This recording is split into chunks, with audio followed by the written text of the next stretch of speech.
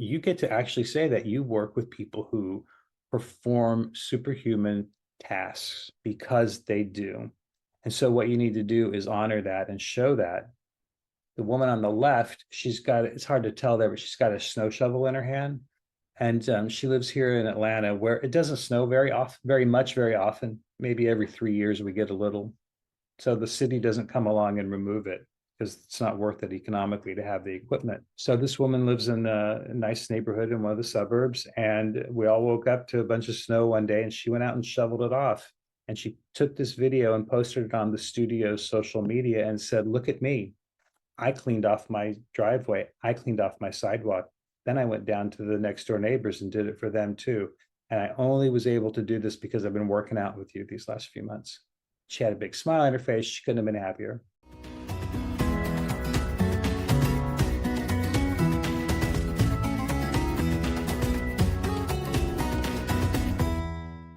Who's your favorite superhero? If you work in fitness, health, and well-being for people over 50, I hope you said one of your clients. I mean, sure, I love Superman and the Avengers as much as anybody, but when it comes to real life strength, courage, and perseverance, you probably don't have to look much farther than your own membership rolls. Think about it. Anybody who's showing up and doing the work and trying to improve their health later in life is already performing heroic tasks. And I hope that you are treating them that way, because it's not just the right and respectful thing to do, it's also smart for your business. You know, like everyone else, people over 50, 60, 70 and above, everybody wants to be seen and acknowledged. And too often, older people are overlooked at gyms, studios, by trainers, by healthcare providers, even. So don't make that same mistake. I talked about this recently with the Functional Aging Institute at their online Functional Aging Summit. And in this episode, I'm going to share my full presentation, courtesy of FAI. Thanks, guys. And I encourage you to check out all the other presentations at functionalagingsummit.com. You can get them there. Now, to answer my own question, who's my favorite superhero? I have to say it's you, gym owners, trainers, studio owners, anybody in health and fitness and well-being who works every day to help older people look better, feel better, move better, enjoy greater health and autonomy, extend their lifespan, feel better about themselves. It's so important what you guys do every day. And you have so many powerful stories to share. That's where I come in. I help you do that. And it's what I get to talk about in this presentation. So I hope you enjoy it. And let me know what you think. All right, let's go ahead and get started. Thank you for joining me today for this talk about your clients and your prospects, and how I believe that if you put the focus of your content on them, that it will not only make them feel good, but it'll also be good for your business. So I want to talk about serving superheroes. That's what I call your clients who are a little bit older, and how to present them as the awesome specimens that they really are, while also making your role clear as well. So just a little bit about me to get started. I'm Jay Croft. I'm the creator of Prime Fit Content, which helps gyms and fitness studios and trainers and others grow their businesses by reaching and engaging more people over 50 to become prospects, to become members, and to stay members longer. I also host the Optimal Aging podcast, where we discuss how to grow our businesses by helping slightly older people, or anyone over 50 really, live a healthier life and have better habits. And I'm delighted to be here today at the Functional Aging Summit. My business was born out of the Functional Aging Summit a few years ago. And I'm sure a lot of familiar faces are participating in this weekend's virtual summit, and a lot of new people as well. I think that's just great. You know, I'm really happy to be here, and I want to encourage all of you to make the most of this opportunity to learn a lot and network and meet people and get phone numbers and get email addresses and check out web pages and all of that, because I met a bunch of great people here, Dan, Cody, Celia, and a bunch of gym owners who convinced me to start writing content to help them reach more people. And that's why I'm here now. So really dive in, have a great time. I got started into the fitness over 50 field a little bit differently maybe than some of you. I don't own a gym and I'm not a trainer. I come to this as a communications expert with more than 35 years in mainstream media, daily newspapers, your hometown newspaper that we all used to read every morning. I wrote and edited those for a long time. And then I worked in some Fortune 500 companies in their communications and marketing departments, and I've freelanced for CNN and WebMD. And I want to talk a little bit about what we're going to cover today so that you can have an expectation of where I'm going with all this. I want to talk a little bit about why I see that a lot of gym owners and trainers are missing the mark with their outreach to people in general, but specifically with people over 50, how we can easily flip it to put the focus on the clients where it belongs, keeping you as the position as the trusted guide. I want to give you some practical examples of how to do that, how to shift that focus, and also to stay consistent in all of this. And then we'll have time for questions. I hope you have lots of them because I can talk about this all day. So before we dive in, I want to do, I don't know, I guess a couple of just sort of housekeeping items. I'm going to talk a lot about fitness over 50, and don't put too hard a point on that. If you focus on people over 40, over 65, whatever, Functional Aging Institute says 55, it's all pretty much the same thing. We mean at this point in life where our bodies, our lifestyles, our home situations, our work situations are all changing. And that, to me, it seems about 50.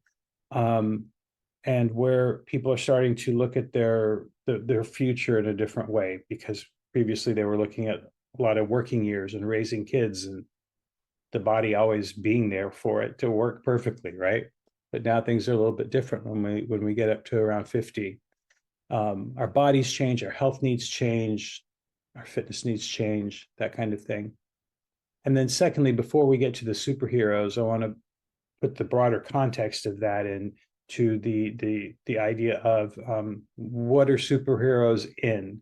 Well, not just comic books, they're in everything now, of course, but superheroes are the main characters in stories, and stories are super important in how you present your business. And so I want you to think about stories and your business's stories, but most importantly, your clients and prospects' stories, and how you are telling who you are by which of their stories you tell and how. Because you all have really important stories to tell.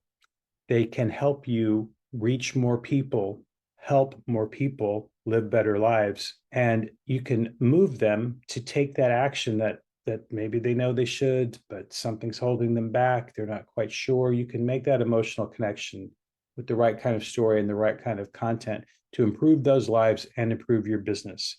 And as the head of your business, you're the storyteller, you're the editor. You get to decide where that spotlight goes, who you're going to focus on, and why you're doing it. So a problem that I see a lot in fitness is that gym owners and trainers too often think that their marketing, that their storytelling is supposed to be about them. And I get it, because we're always told, tell your story, tell your story. And so we think, oh, I have to talk about myself. That's not what I mean. And I chose this kind of photo to make a point. I know they're kind of extreme in the presentation, and that's really to get your attention, because we've all seen things like this. And I'm not saying that you're all doing it, but we all see it out there. Trainers and gym owners who want to show how awesome they are, how beautiful they are, and then also how many initials they have after their names, right? We do that a lot because we want to show everyone that we have credibility, that we've been certified by everyone under the sun. And I guess we think that if we show that we're really built, that's going to prove that we know what we're talking about. I think it can have the opposite effect, particularly with people over 50 who generally don't harbor the illusion that they're going to look like either of these people anytime soon. Maybe some of them do, maybe some of them will, maybe some of them want to. But by and large, you know that their motivations are different than that that they're much more interesting and compelling, and that you can help them travel and play with their grandchildren and enjoy their leisure activities and their sports and keep their health in line and keep their weight in line and just maintain their overall quality of life and autonomy. It's my fear that with images like this, that you put up a hand, you say to them, no, we don't want you because you don't look like this. You're never going to look like this. You never did look at this. People like this used to make fun of you in high school. And now it's past you. You're too late. So just stay on the couch and the beautiful people over here have got it covered. I know that sounds extreme and kind of ridiculous, but a lot of the prospects that you're trying to engage are really looking for any reason to not come see you. So remove those reasons. And then I want to say also that the opposite side of this, I think, on a lot of common marketing is the other extreme where older people are presented as frail, helpless, out of touch, that kind of thing, not superheroes, right? And probably not the people that you're really interested in helping. We see this not just in those kinds of, overtly sexualized images, but even in something as common as member profiles, which should be about the member, should be an opportunity to tell a little story about how the member's life improved by coming to your business and doing what you advise them to do. Instead, I think because we're afraid to ask people questions and be nosy and be rude or whatever, we end up being vague and just talking about how great our gym is. I see a lot of member profiles that just say, hi, I'm Susie Jones, and I love working at, Acme Fitness because everybody here is so nice and welcoming, and I feel good here, and I'm getting results, and it's a great place. And if you want to feel better, you should come to Acme too, because Acme is great, and Acme is the best, and Acme, right? I don't know anything about Susie. I don't know what her story was. I don't know if I relate to it. All I have are these platitudes and cliches about how nice everything is at the gym. So when we talk about superheroes and stories and your clients, I want to reference something that's called the hero's journey. Not to get too academic here on you. I'm sure a lot of you have heard of this. It's not like I invented it or discovered it. It's a pretty common idea that most stories in Western culture are based in this thing called the hero's journey. And so central to that is, of course, the hero. And the hero always has a mentor. The hero enters a new world, faces challenges, fear, confusion. A mentor helps guide the hero through these series of challenges until the hero emerges triumphant, a new person, better leader, better skills, better something.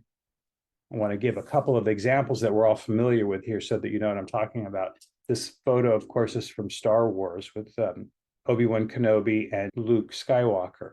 So the hero of Star Wars, as everyone knows, is Luke Skywalker. And he's just this boy on some remote planet, and he gets sucked into this adventure, and he's in way over his head. And he meets this guide, this mentor, Obi-Wan Kenobi, who helps him become the hero of the story and save the galaxy. So when you think about yourself and your members and your prospects who are coming to you for help to see if they want to work with you, which one are you? Are you the hero? Or are you the mentor? Are you Luke Skywalker? Are you Obi-Wan Kenobi? Just another example that we're all familiar with from a different era and with a different gender in the middle of it.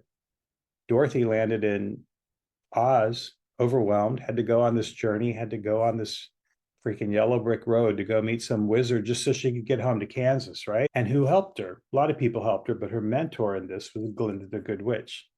Glinda's pretty fabulous, I will tell you. And she does have her own backstory, as we've been learning recently from the Wicked movie and the upcoming sequel. But The Wizard of Oz is about Dorothy. It's not about Glinda. It's about her Dorothy's quest to return home. And Glinda knows her role in that. So I want you to be aware of that. Doesn't mean you're secondary, doesn't mean you're boring. It means that you know who the star is and what your role is in helping them. It also doesn't mean that your story is not important and that you should never talk about your story. That is not what I'm suggesting. You all have fabulous, interesting, compelling stories, and you need to know what those stories are and when it's relevant to talk about them. if you don't know your story, I want you to take some time and think about it over the coming days, make some notes about it, talk to your people about it. What's your story as it relates to your business and your clients? Now, when it's relevant, talk about it. When it's not relevant, it's still baked into your DNA and it's baked into everything that you do. It might even be a part of your business plan. It might be a part of all your marketing. It might underpin your core messaging that you've come up with that you want to make sure is relayed somehow in all of your communications and marketing. So to illustrate that point, I'm going to tell you my story, which is I don't like to talk about myself very much. I'm getting better at it. It's a little difficult for me. So this won't take long, I promise. But I got started in fitness largely because of this guy, Bruce Springsteen. Now this picture was from the summer of 1984 when he emerged with the Born in the USA album and Muscles.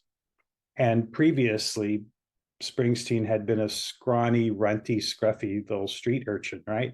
Who just wanted to be a good writer and entertainer. Well, I was always the scrawny, runty little street urchin type too, who wanted to be a good writer, not a musician, don't want to be on stage, but I wanted to be a good writer. And I had no muscles, no masculine presence, anything. And I was 20 that summer. And when he came out looking like this, I thought, hey, it's not just for meatheads. Here's someone I admire. He's done it. Maybe I can do it too. And out of that grew this obsession with fitness that led me to be here today. A few years ago, as I was mentioning at the Functional Aging Summit from 2018 in Orlando, I met Dan and Cody and Celia and a bunch of folks. And I was looking for a way to get into the fitness business as a writer, and they gave me the entree, convincing me that there was this need to help gyms and trainers and studios reach more people in this demographic. And so that's what I set out to do. This was right after, well, gosh, I had turned 50 a few years before. And when I turned 50, I had this epiphany. I was at the gym when it happened. And I realized that the fitness industry was no longer marketing to me. It's difficult to say why or how I realized that, but it's the closest I can come to is when you're riding in a car with teenagers and the radio is on and they're singing along to all the songs that you've never heard before and you don't know who the singers are. It's because you've aged out of the market. You're no longer that narrow focus that they want to reach on the radio. That's how I felt with the fitness industry. And I thought, that's ridiculous because I'm young and I'm fit and I've got money and everyone I know is young and active and wants to stay that way. And there's a missed opportunity here. So the timing was just serendipitous for me to hook up with these leaders in fitness. And out of that, I developed Prime Fit Content, which these are a few elements of my storytelling, for lack of a better word. Everything you do, everything you put out, every conversation you have must tie back to your core messaging, your storytelling, your basics. And these include things like your tagline. For mine, it's reach more fitness prospects and clients over 50. It shows my customer and my purpose. It doesn't say grow your gym with teenage boys who want muscles. It doesn't say help first-time moms lose the baby weight. It doesn't say help elite athletes make that 1% improvement in their performance, right? Because that's not what I'm doing. You need to think about what you're doing and be really clear about it. I chose these colors because I think they're kind of corporate and not too stale. And my tone is very deliberate, very intentionally highly readable and engaging and focused on the consumer. And I have to be somewhat broad because I'm selling my material to a bunch of gym owners all over the place, and they need to be able to use it to reach their end user, their consumers. So think about all of this. Think about your origin story, your superpower. You might never talk about it in public. You might never post about it on Facebook, but you might. And even if you don't, it's really important to know who and what you're all about at that level. So we talked earlier about the problem as I see it. Here's the solution. The solution is you need to very consciously and deliberately make the client the hero in your content. And by content, we of course mean things like social media, email newsletters, my ebook there, things like that, all of it. When you put out content on a consistent basis, you are revealing who you are by telling other people's stories, along with enough about you and your industry and your qualifications and your business. I'm not suggesting you never talk about yourself. Of course, that's going to enter into the picture. But through all of this, people see who you are and what's important to you and whether they fit in. And they get this clear emerging picture of what you're all about. They get to know you and like you and trust you. And that's when they want to do business with you. Because a lot of the people we're talking about are shy about all of this kind of thing. It can be expensive to join a gym, it can be intimidating, it can be a very intimate thing because you're in space with people and maybe it involves being touched or whatever. Who knows what's going on? But they need to know you and like you and trust you before they're just going to walk into your gym. And if all they see is stuff about people they can't relate to, then they're not going to come in. Hey, are you a fitness professional trying to grow your business with people over 50? If you are, then you need to know how to communicate with them, how to market to them, and how to get them to trust you with their fitness, well-being, and money. We're talking about millions of people who are a little older than the typical market that the fitness industry usually pursues. They have more money, more time, and better motivation to make the best long-term fitness consumers you'll find anywhere. If you're not focusing on them, you should be. Prime Fit Content is the only content marketing company designed specifically to help you engage people in this group and to help you distinguish yourself from competitors in your community. It's effective, affordable, and super easy to use. Check it out at primefitcontent.com. That's prime, like prime of your life, fitcontent.com. Back to the show.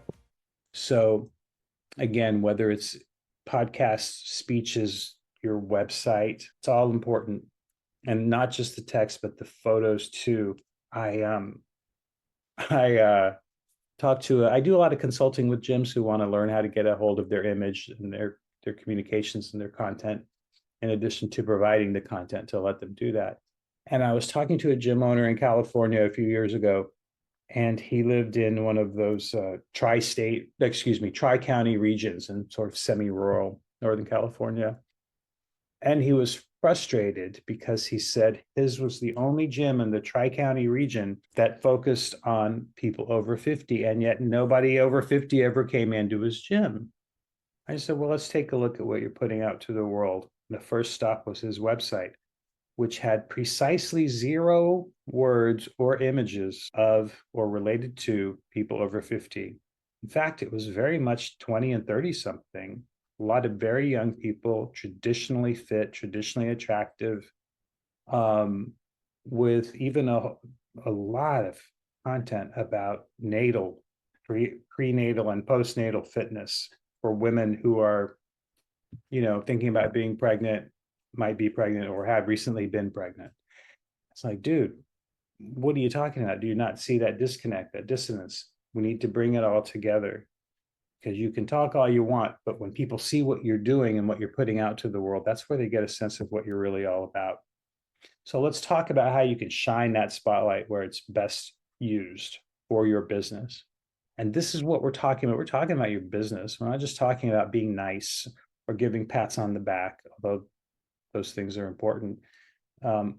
We're talking about being clear about who and what you're all about so that you can grow your business. Some of the ways that we're going to talk about doing that are testimonials that show the challenges and victories that you've helped people achieve.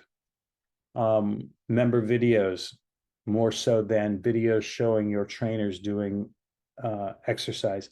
I follow a studio that, again, says it helps mostly older people who are deconditioned and want to get back in shape. And they always post these videos of their trainer doing pretty advanced exercises. And I guess they think it's interesting, and maybe it's interesting to the trainer, but it doesn't speak to the audience. If you're 65 years old and retiring after 40 years at a desk job, you don't really want to know how to do I'm blanking on the name, the thing where you get up off the floor with with a kettlebell above your head. or some of these really elaborate moves that look kind of scary, right? You just want to know that you're going to find a place where they relate to you and that they see you and they can help you and give you safe, positive experience. And you do this through showing real clients doing real activities. I don't mind a little stock imagery now and then. I don't mind it even half it being stock because let's face it, we don't have the budgets always for original photography, but we can show enough real people doing real things that it all comes out in the wash. And we can speak in plain language, not fitness speak. And we can focus on function and ability to do stuff and enjoy life more than before and after. Because, before and after can be dramatic. It can be very effective and a great way to show that working out and eating right pays off. But it can also lead to this idea that it just matters how you look, or the only thing that matters is your weight. Of course, it's more involved in that. And we want to sell that you're being able to enjoy life. So show people what they're doing. Your members really are everyday superheroes. I'm going to talk about a few of them that are pictured here right now. Most of these are people I know. No, that's not true. About half of them are people I know, and others are affiliated with people I work with. So they're not, just made up. And you get to actually say that you work with people who perform superhuman tasks because they do. And so what you need to do is honor that and show that. The woman on the left, it's hard to tell there, but she's got a snow shovel in her hand. And she lives here in Atlanta where it doesn't snow very often. Maybe every 3 years we get a little. So the city doesn't come along and remove it because it's not worth it economically to have the equipment. So this woman lives in a nice neighborhood in one of the suburbs. And we all woke up to a bunch of snow one day and she went out and shoveled it off. And she took this video and posted it on the studio's social media and said, "Look at me. I cleaned off my driveway. I cleaned off my sidewalk. Then I went down to the next door neighbors and did it for them too. And I only was able to do this because I've been working out with you these last few months." She had a big smile on her face. She couldn't have been happier. The two women underneath her are traveling in Europe, having a grand old time. The woman in the upper right-hand corner that was posted on another of my clients' social media pages. Actually, I might have even taken that picture because I was at that event. It was a charity event. And it was an 80s night. So there she is dressed as sort of a Madonna wannabe from back in the day. And these pictures were posted on the studio's social media to show that they're involved in the community, that they have a sense of humor, that they care about people. Great stuff. And then I guess my favorite here is the gentleman. His name is Jerry. I actually know Jerry pretty well because we go to the same gym and have for a long time.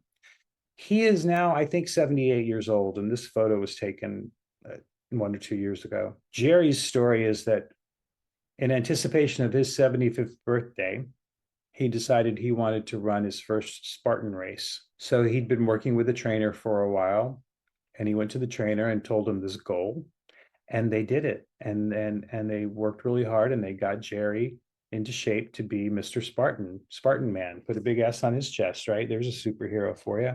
He didn't just do one and quit. He does them all the time now.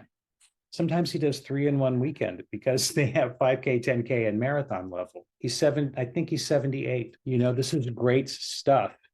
And it shows the commitment and dedication and training skill of his trainer and the gym where he trains without saying, "Look how great we are," without lifting up your shirt, showing your abs. Even if you never want to run a Spartan race in your life, you're going to be moved by him. You're going to like him, and you're going to get some reaction out of hearing his story. So we need to ask ourselves a 3-part question over and over again when we're talking about our content and our marketing. What problem do you solve? How do you solve it? And what does success look like? I'm going to break it down really simple with an obvious basic level kind of example. But what problem do you solve? You help people who are afraid of falling. They're at the age where their mother fell and broke her hip. They don't want to do that. How do you do that? With strength training, balance training. What does success look like? They're more confident. They're more able. They feel like they can enjoy life now, and they're going to keep coming back to you to keep training with you, to keep that confidence and that strength and that functionality. So for them, they get to be in better shape. For you, you get a long-term client. So there are a few other ways that we can keep the spotlight on the member, and this one is about those spotlights. I want to talk a little bit about how to do those better. I guess the number one thing is to talk to the person. A lot of you are just sending emails, and I can always tell when a member profile has been done by an interview or by an email, because the answers are very short oftentimes, and there are no follow-ups. So there's no conversation, there's no juice, there's no richness to it. And you can't tell a story out of that. Nothing's going to emerge out of that. How do you like working out? I like it. What's your favorite part? The people. What's your goal? Lose weight. What's your dream vacation? Mexico, right? Who cares? So take the time to speak to them and tell the people that you want to tell a story about their fitness journey, the beginning, the middle, and where they are now. The beginning is what they were like before they came to see you. The during is the catalyst. As you know, there's often a moment where a light bulb moment where something happens and they think, oh, I've got to make a change in my life. So what was that? And then how did they feel coming in? Were they nervous? Were they confident? Were they excited? And then what's their life like now? They've lost weight, they've gained muscle mass, their balance is better, their doctor's happier, they're no longer type 2, whatever it is. Those are the elements of the story before, during, and after, with progression and someone in the middle. And your role in it emerges. It's very clear. Again, I'm not saying you don't talk about yourself. It's just obvious what we're talking about here. And when you share real client photos of people training and smiling and moving, and when you write in common language, and you highlight the functional wins, show real bodies of different ages, different abilities, different shapes, then that's the kind of member profile that's going to connect with people. The best member profile I've done lately is a woman who, I think she's in her early 60s. She's overweight. She recently retired. And she was mortified and humiliated when she had to leave her toddler granddaughter's birthday celebration because she couldn't play on the bouncy bounce thing. She got winded. That was her moment. She went to the studio. She got in shape. And at the next family picnic, she was running up and down the slide with the toddler, doing it so much that she's just laughing and having a great time. And the kicker is the little girl kept saying, "One more time, Grandma, one more time." But you can't, that woman will never leave that studio. She's there for life because they gave her that moment. So to move on to another way you can keep this focus on your superhero clients, and that's with your superhero website, because this is a major way you show who you're for. And I'm going to illustrate what I mean by showing you this image, which is the part of the homepage of Full Circle Fitness in Orange County, California. It's owned by my friend Rosa Coletto. She's the third one from the left. Rosa's in her 30s, I think. The other women are her clients, except for the woman on the right, who is one of her trainers. And so when you are, if you're in Orange County and you're looking for a gym for people over 50 and you find this one, you're in the right place, don't you? Because she says so in big type, and because those faces look like you. So this is just a really ideal opportunity to make it clear what you're talking about and who you want. Don't be shy about it. Don't be vague. Don't be unclear. There's nothing wrong with pursuing your business plan, which your marketing and your content are supporting. Another way to do this is through your neighborhood. You need to get to know your neighborhood better. Get out of the gym, get out from behind the computer or out of the weight room, and walk up and down the streets. Get to know the people in your neighborhood, as Mr. Rogers told us. Find out what you can do for them, how you can help them, or just make an introduction and get to know them, so that this can become perhaps an in real life relationship. And the commonality there is your client. Maybe there's a hair salon where some of your clients get their hair colored. Maybe there's a nice restaurant that draws some of your clientele, that kind of thing. Another way to do this in your neighborhood is to sponsor events, participate in things like community festivals, 5K runs, things like this. You want to see and be seen, because it shows people, it shows your customers, your customer base, that you're a part of the community and that you care about them and you're going to learn more about them and their desires and their fears and what's important to them, the better you get to know them. So get out of the gym and go meet people. And then finally, after you do all of that and they come to see you, you got to deliver. You got to give great experience, great customer experience, not just results for people who stick with you for 3 months or 6 months or long enough to really get the fruits of your expertise. But from the minute they engage with you, you've got to be delivering that top tier customer experience, and it needs to continue pretty intensely for the first few weeks and the first few months. You need a protocol so that all your employees know how to treat newcomers, particularly newcomers who are a little bit older, because we want to be respected. We want to be called our name. We want to be looked in the eye. These little things that might not be important to 25-year-olds, but they're important to me. And I think they're important to other people in our demographic. And they also tell the reluctant newcomer that you see them, you want them, you care about them. You remember that they came in here because their granddaughter's getting married in 6 months and they want to be in good shape for that.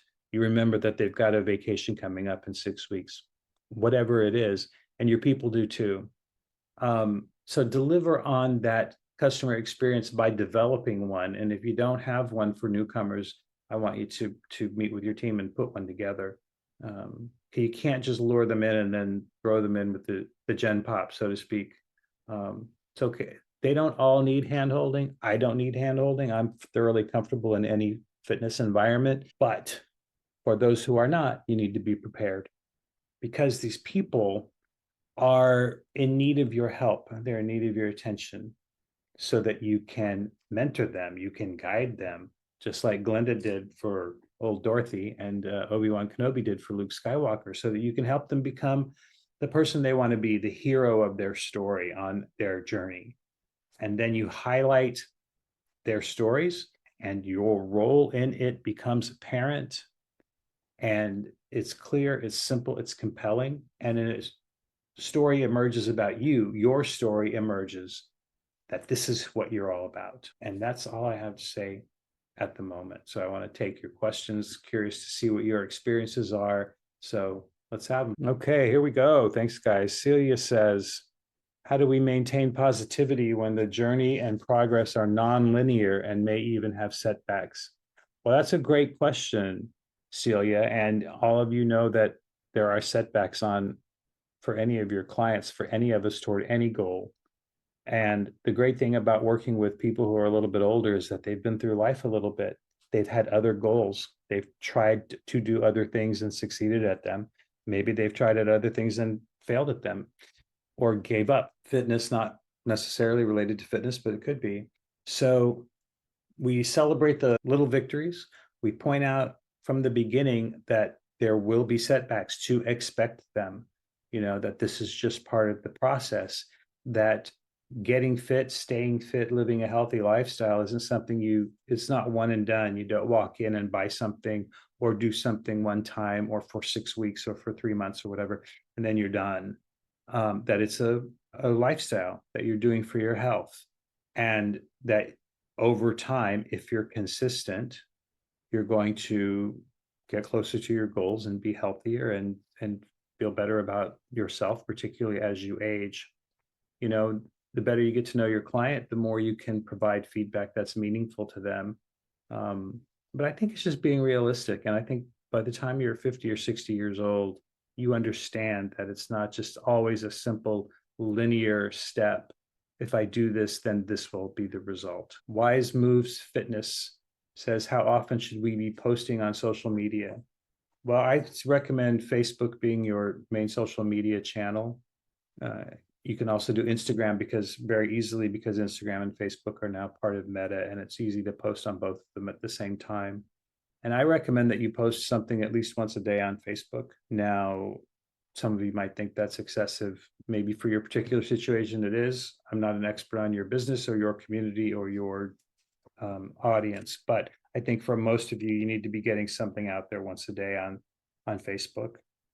And then the rest of the social media channels, I really wouldn't worry about unless there's some specific reason why you think it would be more effective for your audience. Eric says, how should professionals effectively communicate their own value and expertise without overshadowing the client narrative or falling into self-promotion? Well, I think if you keep the focus on the client and not ignore your role, then that becomes clear, particularly over time when people see these same kind of narratives and same kinds of stories over and over again. What's the commonality? You, right? And that becomes clear. And then I think also it's okay to promote yourself sometimes.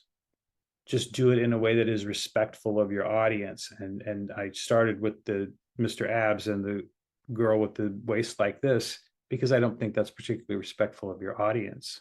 Not because it shows skin, but because it's not relevant. It's showing them that you don't care about what their motivations are. You're just going to show what you have to say. So learn what their motivations are and create promotional material about yourself that speaks to them. And then maybe do that, 1 out of 5. Maybe you've got, some people say there's an 80% rule, that 80% of your content should be about them and 20% can be promotional. I'm not sure if I agree with that directly, but something like that feels right to me. Janet says the nonlinear element of life. Okay. Eric says, have you found building community among clients to be important for those over 50? Super important and a great opportunity for you gym owners and trainers and studio owners. It's not just important for them that they find it with you. It's important for you that you maximize the opportunity because it's good for your business. I don't mean to be cynical by always saying it's good for your business, but I think that too often we think when we're talking about working with older people, we tend to think that we're being altruistic. And maybe there's an element of that, but you're running a business and there's nothing wrong with remembering that. So provide that community. Absolutely. People need it. We saw it so much in COVID, because a lot of people in our demographic live alone, or have at least don't get out as much as they used to when they were going to a job or when they had kids in the home or that kind of thing. So that community is super important. And I love that you brought it up. So yeah, absolutely. It's very important. Celia says, you touched on this, but this is another one that was on the dashboard. How should professionals? Okay, we already talked about that. Thank you, Celia. Janet says, can I use my tips for getting back on track by highlighting how a client used them?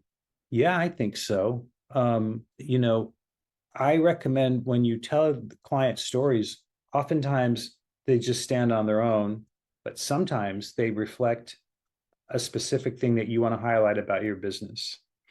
So let's say that you've got a new program that you're promoting about how to get back on track. And Susie Jones went through your program and nailed it. And she's awesome because she went through your program to get back on track. Yeah, I think absolutely use her. Talk to her first, get her buy-in, make sure she's cool with it. And if she's not, then do it with someone else. I don't think it's worth the friction to do it if she doesn't want you to.